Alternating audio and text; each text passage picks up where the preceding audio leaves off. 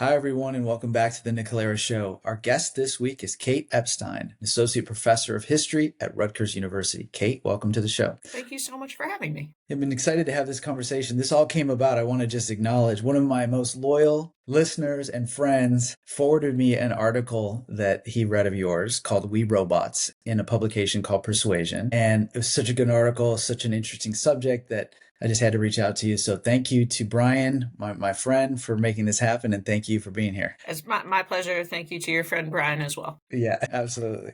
Cool. Well, I have a bunch of things I want to get into related to that article, but before we do that, I thought maybe we should spend some time just talking about what is life like on a college campus in America today? Because it seems like we can't go more than a few months in America news cycle without some kind of situation flaring up on a college campus, whether related to the domestic political scene or international scene. And it seems like there's maybe a moment of transition or something happening in college. So my first question for you is what is it like to be a college professor today in America? So I would say the higher ed landscape is actually a very diverse one. And so I'm in a particular slice of it. So I think the kind of image of college that dominates a lot of the conversation is the really elite universities, the Ivies, the public Ivies, and so forth. And Rutgers is, it's a solid state university, but I'm also at one of the branch campuses of Rutgers. We have three.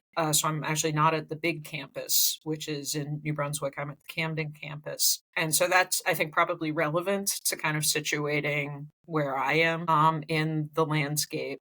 I would say if people have formed their impressions of what college students are like from reading kind of horror stories about coddled Ivy Leaguers, that's a real thing. I was one of them, but that's not the representative college student statistically, numerically. I think my students are probably much more representative, very hardworking. Most of them have jobs actually to put themselves through college, help take care of their families.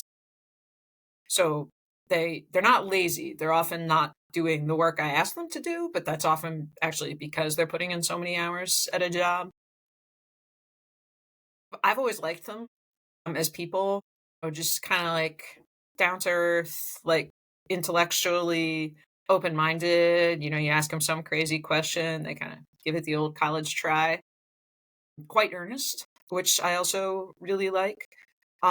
So that's kind of their profile. Our campus, I think, because it's a branch campus and it's largely a commuter campus, the residential population has been growing, but we haven't had the demonstrations that have kind of characterized a lot of other campuses, including actually the big one up in New Brunswick. Our president was one of the college presidents summoned to Congress, which was related to what was happening at the main campus. So I think a lot of our students kind of are not that engaged politically, which in some ways is actually quite nice. That they just they have other things that they're focused on. In other ways, it's less nice because I think that's in part a function of the fact, the kind of class divide, basically, that they don't have the luxury of protesting. But for me, the kind of principal problem, just like workaday problem, has nothing to do with ideology and everything to do with my students' declining academic preparation for college, which I think is a story that would be echoed by humanities professors across the political spectrum. Of course, most of them are on the left, but I think this is just an empirical fact, which is that students' ability to write has been declining for a long time. It was bad when I started at Rutgers in 2011. I noticed a sharp downturn in their ability to write round about like 2017, 2018. I remember having conversations with colleagues being like, feel like the writing's getting worse. And this was pre-pandemic. Of course, the pandemic made it even worse because online education was no replacement for the real thing. They struggle to read. They make kind of errors in reading comprehension that really take me aback. They also simply just can't or won't read as many pages as they used to. So this hasn't happened to me, but a colleague told me that a student said to her, I just can't read more than 2 pages at a time without like checking my email or social media notifications. And that really limits the possible in terms of sophistication, complexity of material and of thought. And so I think virtually every humanities teacher have cut the number of pages that I assign.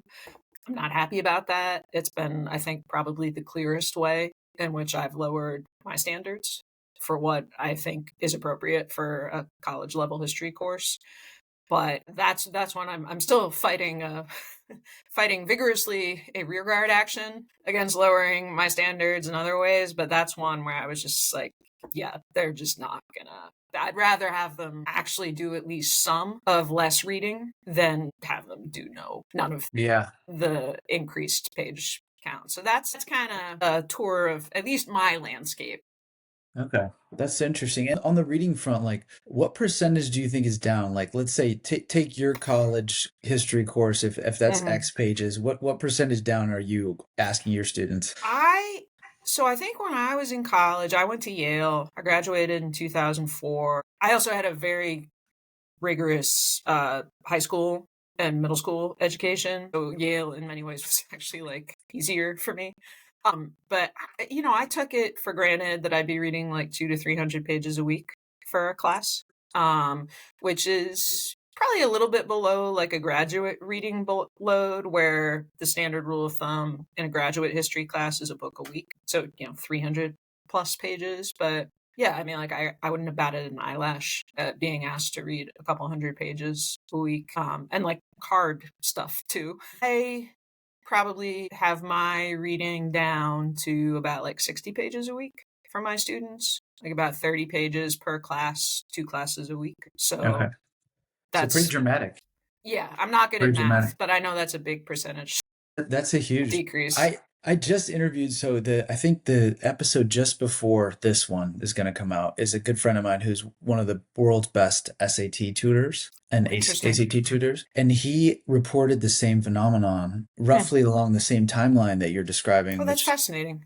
where like his, students coming to him, they're a little younger than yours, but Hmm. they don't read and they Yeah. don't want to read. And the problem when it comes to standardized tests is that the whole thing is basically a reading test. Like Yeah. how fast can you read Yep. and comprehend what's going on?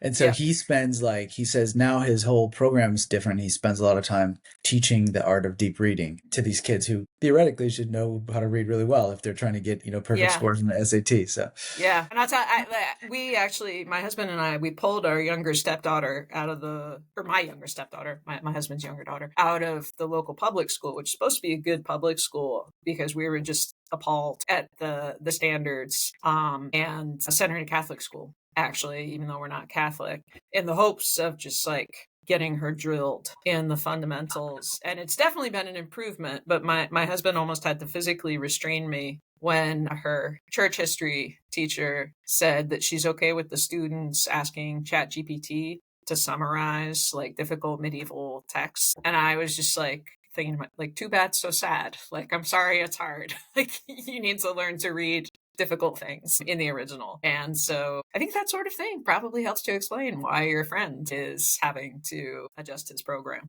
yeah, it's interesting. I noticed I went to law school from 2002 to 2005. Okay. And I picked up on this trend back then where, like, we had one, going into law school, I had watched this movie. I forget the name of the movie, but essentially it's a movie about law school in the 80s or something. And the teachers are really mean to the students. They like, Is it the if you're paper not, chase? maybe it's a paper chase. Okay. Yeah. Yeah. And if you don't have the answers ready, like they kick you out of class. And so Yeah. that's what I was assuming law school is like. But at Stanford, I only had one professor who remotely taught like that with that Hmm. Hmm. Socratic questioning style. And I really liked his class. He was a super interesting person, a guy who regularly argued before the Supreme Court, like just a Hmm. talented human being. But by then, this is 2002, by then these schools had already become these sort of customer service Yep. focused institutions. And so he got bad ratings, I think. Yeah. He wasn't a tenured professor. He was just there for visiting and didn't make it because he taught that way. I think I'm absolutely convinced that style, even in 2002, was just not consistent with what these colleges were trying to do. But what's your take on that? Absolutely. I think you're absolutely right. I mean, this has been a trend in higher education for decades now. That's the adjunctification, the Walmartization of higher ed. There's been a move away from tenure and tenure track jobs towards it's usually called like contingent labor. So, and that's it's paralleled, broader changes in the American economy away from kind of long-term, secure, stable jobs to kind of gig work. And that's essentially what adjuncting is. It's gig work in higher ed. Yeah, adjuncts are under huge pressure to please students. They am under less pressure because I have tenure. And yeah, one of the things you realize, or I realized, is that tenure actually protects me from colleagues and administrators as well as politicians. So, which is some sort of dimensions of tenure that get lost in kind of the ideological context in which it usually gets discussed. But yeah, adjuncts have none of that protection. And so student evaluations, which can actually be like really useful. I find the written comments that my students provide to be much more helpful than like the 1 through 5, quantitative system. But like I read them and I take them seriously. But I also can use my discretion about like what I want to take on board. And adjuncts basically do not have the economic security to use their discretion in the way that I do. And so, yeah, there's huge pressure on faculty from administrators, from students, from parents to, yeah, as you say, the customer service model, which I just hate. I think they're doing themselves. Fundamentally, I think the students are betraying their own interests. Like they are so much more than customers or consumers. Like they're human beings, and a rigorous education would help them develop their humanity in its full richness and complexity. And, when you are just trying to, make them happy in the short term, that's fundamentally at odds with what I think an education is supposed to be providing. Yeah, I completely agree. I feel like we made a lot of mistakes in history, especially in this country, in sort of not valuing human beings at the individual level for various Mhm. reasons, whether it's racism or sexism or whatever bias we had. But we overcorrected in the direction of just accepting what everyone feels as the be all end all instead of having a standard saying, you know what, the standard in my course is 200 pages or Mhm. whatever it is. And now we're just saying like, well, what are you comfortable with? Like we've Yeah. overcorrected towards asking young people what they're comfortable with rather than pushing them towards a standard that we know is right, that we know we believe in. Yeah. Yeah, and it's come from like across the ideological spectrum in my views. So like I do think there's a version of it that comes from a left, which, crudely we can call like DEI, which is, young people need to feel safe. One particular part of their identity is the most important part of their identity, not their kind of individual uniqueness. And that actually has dovetailed quite neatly with the kind of what I would call kind of the neoliberal push from the right, especially the corporate right, that says, market values are the supreme values, and that essentially the most important part of a human's identity is as a worker or a consumer. They're the homo economicus, like the economic part of their being. I think that's a very important part of human beings. I like money as much as the next person. And I actually do think a certain type of market discipline is important, but not not taken to an extreme. Like there are other parts of a person's humanity that really matter. One of the things I've been thinking a lot about is that actually I always saw myself as being on the political left, but I'm coming to realize that I actually have quite a strong small c conservative streak, and that actually I think both the kind of liberal humanism and small c conservatism are really needed, offer very valuable resources for kind of combating this reductionism of human complexity to some small part of the richness of what it means to be human. Yeah, I agree. There seems to be like a nationwide need to come back to the middle, to basically combine those ideas and come to a compromise position that includes both instead of living and breathing on the edges. Either Yeah. one, right or left. Yeah. Yeah. Which I think is where like most people live. It's like is in the middle somewhere, actually. Yeah. It's like people talk about it like that's like threading the eye of the needle. I'm like, no, it's not. It's like Yeah. the vast expanse between the extremes, which Yeah. is where most people live their lives. Totally. Yeah, I feel like the whole conversation around education has gotten overly politicized, and we've sort of forgotten in our quest to, make money or grow the endowment or to serve whatever ideological master we want to serve. We've forgotten at the end of the day is that the goal. And this was in your article. You mentioned like you got to remember the goal of a liberal education is to teach people how to be free. Yep. And man, that's a serious endeavor Yep. because you're talking about, psychological programming and morals and ethics and values. Like this is like the most serious thing that you can do in life. And before we get into the article, I want to just end this section by, can you just describe for me like what the vision of the liberal arts education used to be or should be in your view? Yeah, it should be, the core of it should be enabling students to discover their own capacity for freedom, along with, and this is crucial as well, the responsibilities entailed by freedom. So it shouldn't just be, in my view, it's not all about kind of your rights and your power. It's also about your obligations to your fellow human beings and understanding the limits, the proper limits of your power, and being able to think those through for yourself. So as I wrote in the essay, it's really about a liberal arts education. Liberal is, it's the arts of freedom. The liberal arts are the arts of freedom. It is about helping young people, especially, although I have non-traditional students as well, older people, discover that they have the power and the responsibility to be their own authorities. So teaching them in my classes, and this you change the weighting, the kind of more advanced the class gets. But even at the introductory level, I want my students to understand that although they need to learn a body of knowledge about the past, like that knowledge was produced by human beings, and they need to learn how to ask questions about that knowledge. It's not like it descended from the heavens. They have the same power and the same responsibility to try to get it right as the people who were studying and the historians who were writing about them. So that to me is at the core of it, and to me that kind of education is essential in a liberal democracy, because the types of, I hate the word skills, but the competencies, because it's as much a sensibility, I think, that you're trying to inculcate as it is a kind of cognitive mastery. You need those abilities, those competencies to basically be a mature human being and a mature citizen who can understand the perspectives of people who disagree with you or who you disagree with, even people you find repugnant. Historians study Nazis and try to understand why the world made sense to Nazis the way it did.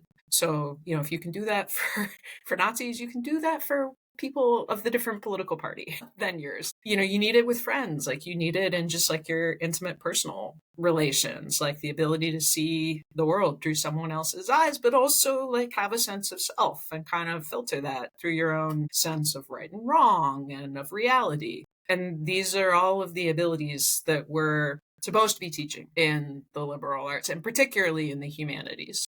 Yeah. I think the sciences play a very important role in a liberal arts education and in advancing human freedom. But the humanities, I'm self-interested, but to me, they're really at the core of it. Yeah.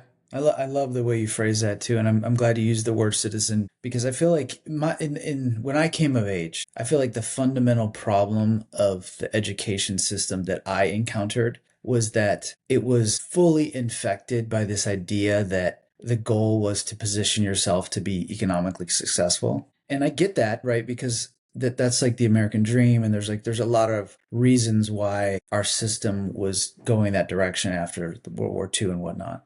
But now the consequences of it are we have a bunch of people that are coming into leadership positions or already in leadership positions that haven't really thought that seriously about the other side of the equation, which you mentioned in your answer, which is like, hey, freedom is a set of skills or capabilities, but it comes along with some responsibilities. And those responsibilities are those commitments to the community. And you aren't really here to maximize your take from society. That's Yeah. actually not what freedom is meant for. Freedom is meant for you to pursue a life of meaning alongside others without overly burdening them. Like that's not, we're not here to just extract from each other. That we've advanced beyond that. So I love that answer. And I feel like, I don't know, I'm not in touch with the new generations that much. I've hired a few young people. I feel like they're less inclined to be like so economically focused, but what is your take on that? That's a good question. I think yes and no, I guess would be my instinct. On the one hand, they almost have to be more economically focused just because, and I don't mean this in a critical way of them, like, as I hope came through in my essay, I have all sorts of problems with the kids these days, but mostly I have problems with adults. Because as one of my students put it, if you're upset about kids these days, then what does that say about the adults who actually have the power and the responsibility to help young people develop into good adults? I think economic insecurity is a very real kind of material factor for young people in American life. They have to worry about making money. I mean, I don't need to tell anyone, that home ownership is more difficult. Healthcare costs are rising. So I think that economic insecurity concentrates the mind on money to a considerable degree. So in that sense, in some ways they have less of a luxury to think about other things besides money. On the other hand, they're obviously, I think, generationally, deeply passionate about social justice. And I think their definition of social justice is often quite narrow. And I wish they would incorporate other issues besides racial justice and climate change into their worldview of what matters. But I think there's a generationally, and speaking in like super broad terms, yes, that they are noticeable for the degree to which they care about things other than money, and in some ways see the pursuit of money as being in some way morally fraught. Yep. Yeah, and like what I've noticed is just in the way that my generation sort of over-index toward money, some people, there's a sense in the younger generations that they've over-indexed to not caring about money. Yeah. And once again, the truth is in the middle, just as you described your own sort of the understanding of your own political views. The truth is in the middle. Like you really, in America, you have to be economically successful. Yeah. It's an imperative. It really makes life easier. I It mean, what does. I wish more Americans like would add the word enough to their Yeah. vocabulary, where it's Yeah. like it really does make life easier to have enough money, to have just like some solid economic security. But beyond that, you get diminishing returns, and money will not make you happy. In fact, That's right. Yeah. And they need to understand that. Yeah. Well, I think this is a good time to jump into the core of this article that I keep sure, referencing. sure, What I loved about it is that everyone is out there thinking about AI in this one specific way, which is like, man, are we going to create these super intelligent human being? And you asked a different question, which is like, wait a second, what if this just makes us all really dumb? I really thought that you made a great point. So what's your concern about AI? Like what are people not thinking about that they should be thinking about? a number of concerns about AI, but as you said, kind of the hook for the essay was like we've got the threat backwards. It's not that they're gonna become super intelligent, that AI is gonna become super intelligent, either for good or for ill. You could have the killer robots or you could have the nice robots, but that it's gonna make us dumber a lot faster than it gets smarter because we're gonna over rely on it to do things that we need to know how to do for ourselves. And so I focused that essay on the dangers of AI in education. I mean, I have a number of concerns about it in the hands of adults, but am much more comfortable with AI being used by people who have had a chance to kind of achieve some sort of intellectual and moral maturity, and therefore to, at least in theory, be able to think in a sophisticated way about the trade-offs. But for young people who have not yet reached intellectual or moral maturity, I think using AI too young in education and or using it in the wrong context effectively stunts their development in ways that are profoundly unhealthy for them and profoundly unhealthy for society. So I tried in that essay to kind of think back to first principles. Like, what is it we're supposed to be doing as teachers? What is it that young people are supposed to be getting out of an education? My argument is they're supposed to be getting some cognitive abilities out of their education, which includes calculating and processing, which are the two cognitive abilities that AI excels at.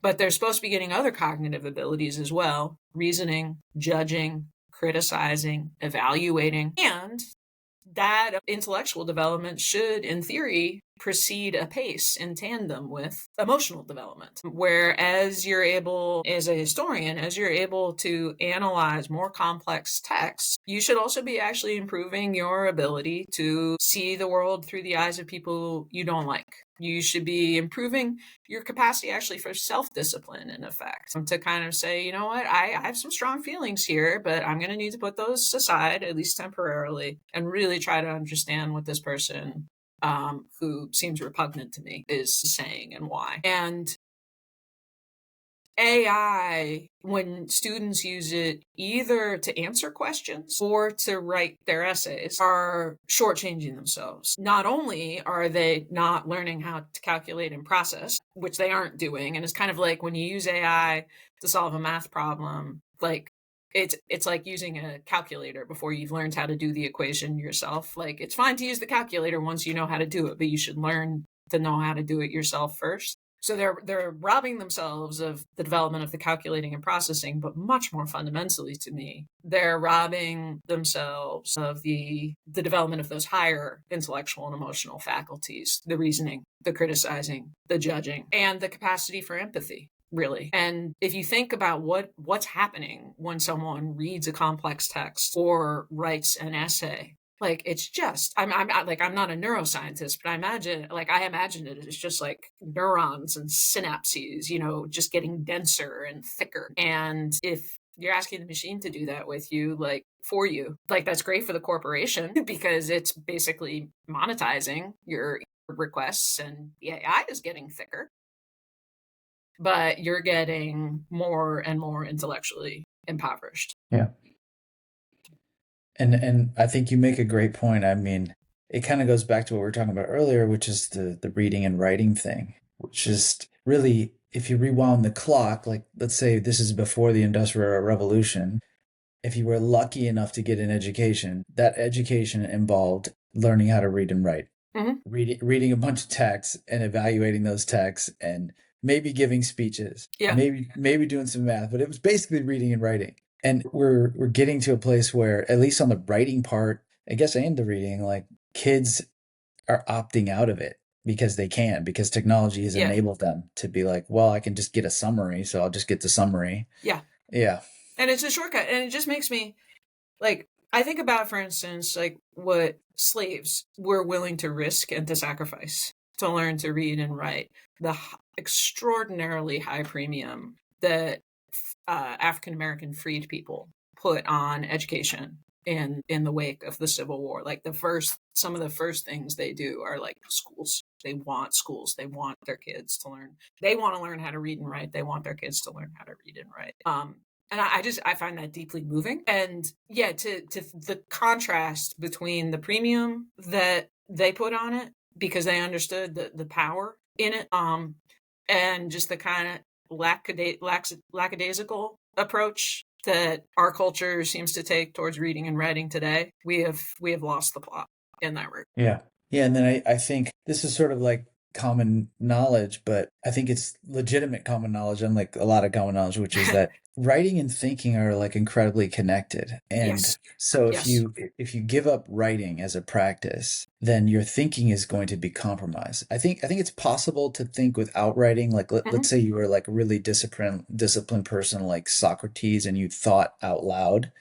That's you can still do it, but it's not everyone. It takes a certain kind of person to think out loud and have that kind of discourse back and forth. But the And connection between, if I could, oh, I'm sorry, I didn't yeah, mean to please, interrupt. no, please do. Yeah, If I jump could in. add, Yeah. I also think that connection between reading and thinking is iterative, actually. So you write something, you think the thought, you write it out. When you write it, you actually gain a new understanding of the idea that you were trying to write. And you think to yourself, oh, actually, that's not quite right. And so you try writing it again. And so I said in the essay, writing is not simply a matter of self expression, it's a matter of actually self discovery and actually self invention. Like you are becoming someone different when you write, as well as expressing the person who you are. Yeah, I like that. And I think it's true. I've been writing a newsletter for maybe 5 years now. Yeah, 5 years now, long time. And the quality of my thinking has gotten so much better. Like I think Hmm. there's really a sense in which you don't really know what you think or know about a Mhm. subject until you try to put it down in words. Yeah, absolutely, Whether absolutely. whether written or performed or spoken, like you don't really know until you do it. You might think you know all kinds of things about history, for example, and then you're asked to teach 30 minutes of history to someone and Yes. see how much you know. You know, it's a really fascinating connection between the Yes, two. teaching is also a very good way to discover your own ignorance. Yeah, totally. Yeah, like yeah, because it's a lot harder than it seems. Yes. The way the brain works, for whatever reason, like we have all kinds of information stored in our brains, but the ability to coherently get it out in front of someone else in a way that makes sense is difficult. Yeah. And there's an enormous, I mean, that's like fundamental to civilization, like being Yeah. able to, I mean, that's you, otherwise it's Babel. You know, this is Jonathan Haidt's one of his big arguments is, if you don't have a shared language and an ability to communicate, you're really kind of reduced or confined to quite an atomized existence. I mean, language is absolutely critical to the process of self understanding, self enlargement, self transcendence. It's just, and so when people are, people talk about reading and writing as though, there's some just these things that can be tossed aside. I'm like, oh my God, you are throwing away like these precious, precious things that are at the core of what it means to be human. Yeah. And I thought another great point that you made in the article is that there's a profound difference between the way a large language model writes and the way we Yes. do,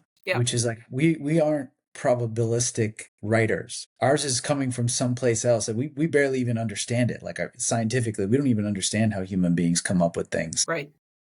But it's certainly not probability. Yeah, it's not. And that was one of the other things I really tried to kind of hammer in the article is that AI is really not very smart. It's smart in a couple. I compared it to like if you think of human intelligence as like a radio spectrum, like AI is way better than us at picking up two of the stations, which are calculating and processing. It's also been better at that than us for like a lot longer than a lot of people realize. Like I just wrote a book about early 20th century computers that were considered artificially intelligent in their day. No question, like AI can outperform us at those two things. But like human intelligence is a really broad spectrum. And like we can pick up a whole bunch of other radio stations that like AI can't pick up at all. And so all AI can do is it basically the power that it has for calculating and processing comes from brute quantitative force. It gets rips the information that it's trained on out of the context of their production. So it can't evaluate. It has no sense of quality. All it can do is quantity. And then it has to create basically quantitative proxies for quality, which, so for instance, it might weight an article with more citations than an article with less citations. But that doesn't tell you anything about whether the article with more citations is actually better than the article with fewer citations. It just tells you that the article had more citations. And the only way to make a judgment about relative quality is to actually go read the two articles for yourself and have the expertise to determine which of them is actually better. Yeah. And so that to me isn't intelligent. That's actually very stupid. That it has to basically make a category error and pretend that a quality question is actually a quantity question. Yeah, not only is it stupid, it's dangerous because you could have something that looks great on quantity, like some hateful message, for example, Yeah. and then it gets rated as higher quality. And then if you fast forward, like let's say there's no one on earth left who knows how to do what we learn in liberal arts education. If there's no one Mm-hmm. left and we're just relying on these machines to tell us what to think, you can't even evaluate it. So you could have a gospel of hate spread around Yeah. the whole earth and no one would even know it's bad because they can't evaluate it. Which I think is basically what's happening with social media. I mean, Yeah. those algorithms are optimized for quantity, basically for virality, but they are at blind to quality. And so I think of it as anti-social media because of the way it's tended to destroy the bonds that Yeah. hold society together. But that's why I said in the essay that like the future I see looks more like Idiocracy than Terminator. It's like Hmm. I'm not worried about the killer robots. Like I'm worried about us getting really, really dumb, Yeah. Yeah. basically. Which, yeah, it's like evolution going in the other direction, Yeah. basically. Yeah. Yeah.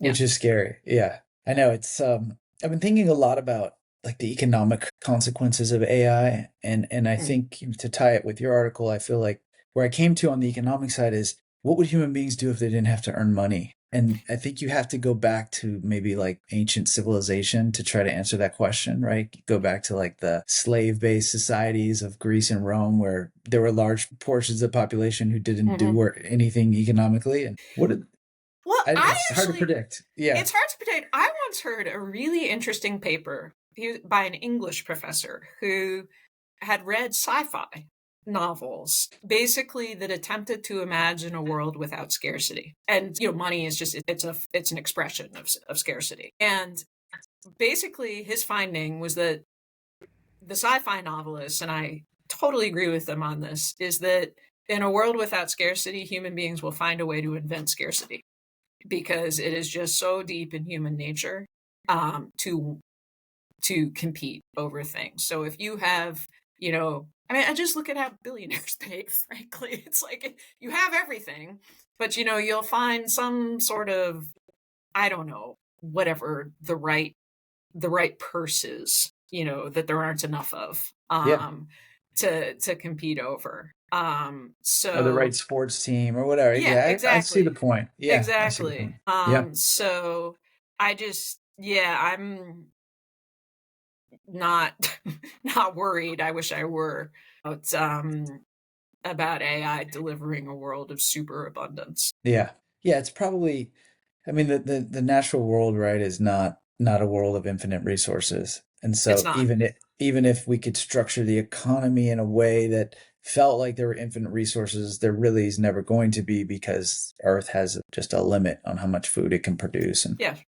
and whatnot. And we like to fight, and so we'd find things to fight over. We'd probably find things to fight over. Yeah. Yeah. So when I was thinking about it, I was thinking about, okay, what are the things that human beings do per se for in and of themselves? And I've only come up with a few categories. They do music, they do some kind of physical stuff, sports, if Hmm. you will. Not necessarily team sports, but human beings are basically always doing that. They do art and writing Hmm. and nice meals. Hmm. Like that's what human beings do, like no matter what, per se, right? They don't have to be for status. Am I missing anything? Shelter. They want shelter. But yeah, Yeah. there's the kind of basic physical, yeah, basic pursuit of the necessities for physical survival. But yeah, but human beings do seem to have this and this is me, just speculating. I'm not an evolutionary biologist, but human beings sure do seem to have wired into them like some desire to create, some sort of striving instinct, Mhm. which, the striving in particular can go in good and bad directions. That's kind of the joy and the tragedy of human existence is that we have all these really rather dreadful qualities, but then we do have one or two things that seem to redeem us, like the drive to create great art, for instance, the drive to produce beautiful music. Yeah, exactly. And also like the even though human beings can be incredibly selfish, there is also this innate tendency in human beings to Yes. engage in sacrifice. To engage in sacrifice and to engage in Yeah. cooperation, actually, Yeah. which I think is quite deep. I mean, I think this happens like for like infants. They start attaching to other human beings, and basically getting older is, in theory, a process of getting less and less narcissistic and kind of recognizing like, oh, this other human being in my life is not there merely to serve me, which is kind of what an infant thinks about their mother initially, but this is a huge part of growing up, is like realizing that your parents do not exist solely to be your chauffeurs. Like they actually have whole rich lives, outside of taking care of you. That's right. It takes these kids a long time. I have a 9 and 7 year Indeed. old. It takes them Yes. some time to figure it out. Indeed it does. It Yeah, took me a yeah, while too, though, yeah, so to be fair to them. yeah. It's fair. Yeah. Yeah. Well, I want everyone, I want to ask you, I want to finish this discussion by asking you some questions about a totally separate subject, but I want to just close the loop on this. Everyone needs to read We Robots. I'm going to link the article because I think it's really well written, first of all, and it's provocative and makes you think really seriously and deeply about what role should AI have at all in education? When should we introduce AI to the education process? Maybe just let's close this discussion. Summarize your views on those kind of subject, on that, the takeaway. The takeaway would be that I think AI has virtually no role to play in education, no healthy role to play in education. I think it should be minimized, if not eliminated. I'm something of an absolutist on this front. I think it's a fair question to say, like, what are the core skills? What are the core things we're supposed to be teaching that we could, kind of give up without, or let me rephrase. What are the things we're supposed to be teaching that we could kind of give up while protecting the core? And to me, the core is pretty much everything that we're supposed to be doing in a classroom. I'm like, no, I can't give up the 4-page take-home paper. I'm gonna have to give up one of those because I need to now have an in-class exam to get a writing sample. But like, no, there's a reason that assignment exists. And the reason that assignment exists is because it tests competencies that are much more important in a college level history class than the competencies that an in-class exam tests. So, please don't come and tell me that like I'm not losing something and that my students are losing something when AI makes that possibly impossible. So I think it's a betrayal of young people to incorporate AI into education, except in the most exceptional and thoughtful ways. I don't know what those would be. I just prefer not to have it at all in humanities classes. Maybe there's a role in the sciences. I think it's nonsense to argue that kids need, to be exposed to AI in education so they become AI competent. And I would submit as my evidence the fact that the people who invented AI were not exposed to AI in their educations, yet somehow managed to do this. In fact, I think AI in education is hostile to the qualities needed for technological innovation, which are willingness to take intellectual risks, persist in the face of intellectual difficulty, et cetera, et cetera, et cetera. So that's my view, is it doesn't belong in education. Or if it does belong in education, it belongs in education, as I said in my article, the way drug paraphernalia belongs in classrooms, which is to Yeah. say it does not. Yeah, absolutely. And I got to admit, I'm inclined to agree 100% with you. I'm trying to get some people on the podcast who have a contrary view just to hear Mm. their take on it. Because I think I mentioned when we talked before, there's some schools that are experimenting with AI tutors and supposedly accelerating the high school curriculum. And so I want to hear the other side of it. But my gut is telling me that at least these large language models, like what we have Mm-hmm. today, there's almost nothing good that can come from having access to it because it's just a cheat. Yeah. And the goal of education isn't to impress your teacher with how smart you are, is to learn how to do this thinking in the first place, like learn how to be free. And to Yeah. be free requires a whole lot of skills and hard work. And to me, like, it is adults behaving badly and just completely failing in their responsibilities to young people to not put guardrails around this stuff. Like, young people desperately need guardrails to feel secure. Like, it is so much easier to say yes to them in the short term because you won't get a tantrum, but your parents have to say no. Like, that is a very important word in a parent's vocabulary, even though it will generate resistance. But in the long run, it'll actually make kids feel safe to know that there's an adult who cares enough about them to protect them. And as they get older, of course, you say no less and less because they need to learn to take responsibility for themselves. But yeah, no, in education, adults have a responsibility to put guardrails around Yeah. the use of AI. Well, thank you for sharing your opinions on that. I want to end this on talking about the military industrial complex, Sure. which is your area of expertise. I didn't get a chance to read the books, and no, I didn't cheat and Thank you. AI summary them. But what I did do is I listened to some of your podcasts about the books. And so I got a rudimentary understanding of them just from listening to your interviews. This is a subject that I've always been fascinated with, Eisenhower's speech at the end of his term, and all the conspiracies around the people who have supposedly challenged the military industrial complex ending up dead. Mm-hmm. like the Kennedy brothers. And Mm-hmm. yeah, so I guess the question is, how big of a problem in your mind is the military industrial complex in America today? Whew. Asking an easy one. Yeah, that's a difficult question. What I'm fascinated by is the ways in which societies with a real sincere commitment to kind of liberal norms of private property and market freedom end up needing a military industrial complex, yet also threatened by their military industrial complex. What I mean by that is that in a command economy, you don't really have a military industrial complex because you don't really have a private sector. You don't have the industrial part of the military industrial complex. Everything is state owned. I'm painting in broad abstract Yeah. brush here, but at least theoretically, you don't have a military industrial complex. Everything is the state. You can only have a military industrial complex, I think, if you have a private sector. And in both Britain and the United States, which I study in my work, I'm drawing here, by the way, dissertation by a guy named Andrew Fagel, who made this. I kind of had a eureka moment reading his argument. His argument is that there's actually an ideological imperative in a small L liberal society that genuinely cares about private property and free markets and fears an overly powerful central government to turn to defense contractors, in addition to state-owned arsenals, factories, etc. And by the way, ChatGPT would not have cited Fagel. That's why I cite. It's like this was a particular person like Hmm. generated this argument that I encountered at a particular so Fagel, I was like, that's bang on. And so on the one hand, there's this ideological imperative to turn to defense contractors to meet your defense procurement needs. But at the same time, there are profound anxieties about the influence in both directions. And this is Eisenhower talks about this in his farewell address. You can have undue influence, as is his phrase, or unwarranted influence, unwarranted influence from the private sector, from the defense contractors on the government, where they can kind of, I think he says, control the councils of public policy, I think is his phrase, in ways that they shouldn't be doing. That's an oligarchy more than a democracy.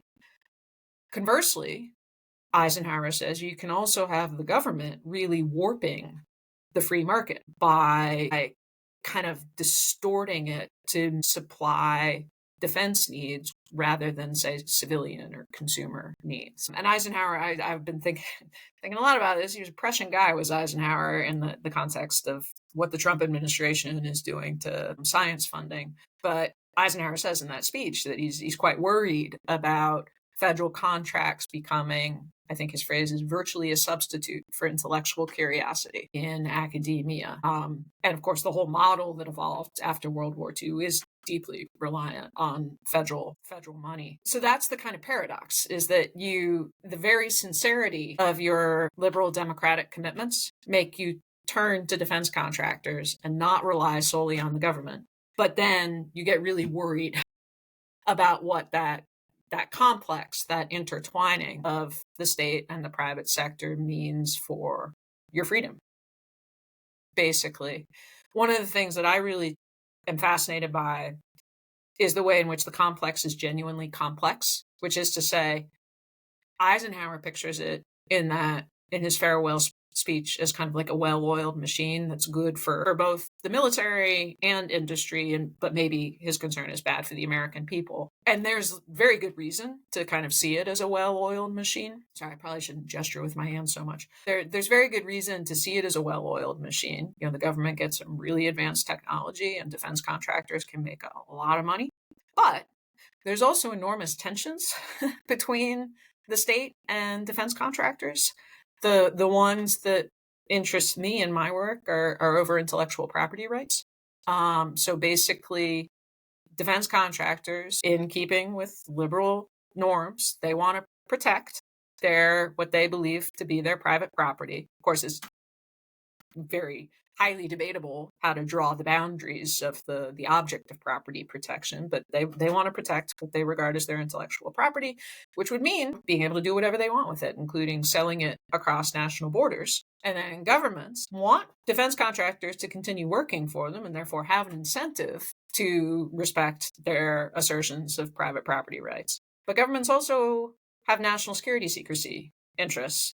And they also have an interest in paying as little as possible. And so what I trace is the way they actually use secrecy privileges, like privileges that basically the government can assert to decline, the executive branch can assert to decline to turn over evidence in judicial proceedings on the grounds that it would endanger national security. Is called the state secrets privilege. Secrecy laws like the Espionage Act to basically prevent defense contractors from exporting. So it's kind of like export controls before you have actually an export control regime in the way that we do now. And so I'm just kind of fascinated by that. Simultaneously, the compatibility of national security with small L liberalism and free markets, private property, but also fascinated by the incompatibility between those two things and the way the tensions play out in my case over kind of secrecy claims versus intellectual property claims. Yeah, that is fascinating, and it is complex. Like it's super tricky to evaluate the incentive structures of that system Yes. because you can't look at these DoD players, contractors as just sort of normal for-profit enterprises Right. because they are restricted, right? They basically have one client. It's at least at the beginning, they have one client. It's the U.S. government. Well, it depends actually, because some of them start out as like basically in the book I just wrote, I borrowed the historian David Mendel's notion of captive contractors. So they have the government is a monopsonist. It is the only customer for a particular company. But then there's also cases where you have a company with a really diversified product line.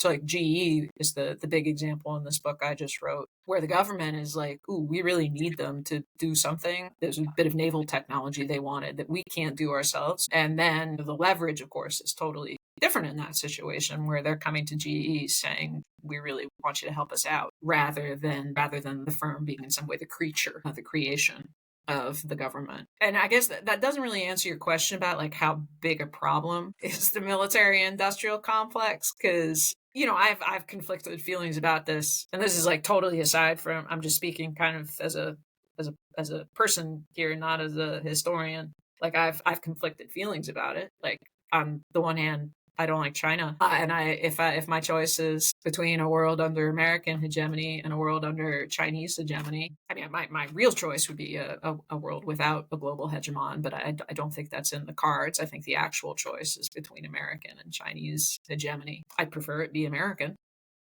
Yeah. You need really, that like the need for advanced weapons, advanced technology is a real thing in national security. And I actually do see the logic as a kind of small L liberal for not having the government supply all of that itself.